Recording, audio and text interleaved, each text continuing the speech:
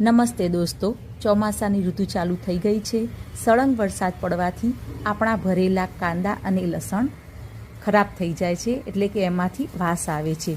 હવે આને કઈ રીતે સાચવવા એ હું તમને જણાવીશ. મેં આમાંથી જે ભેજ લાગી ગયા હતા એ કાંદા સાઈડ ઉપર મૂકી દીધા છે અને બીજા જે સારા કાંદા હતા એ હું આમાં ગોઠવી રહી છું.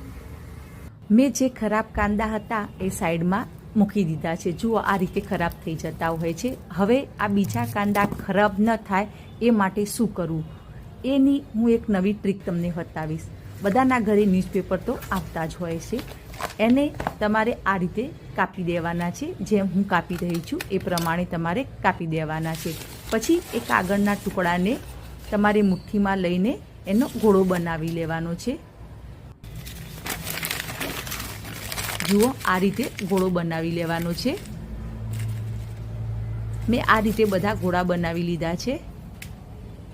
હવે આપણે જે કાંદા અને લસણ હતું એમાં આપણે આ રીતે ગોઠવી દેવાના છે. જુઓ, જે પ્રમાણે હું ગોઠવી રહી છું તેમ વચ્ચે વચ્ચે તમારે આ ગોળાને મૂકી દેવાના છે, જેથી કરીને કાંદા અને લસણમાં જે ભેજ હશે એ આ ન્યૂઝપેપર શોષી લે છે ને યુઝફુલ ટ્રીક.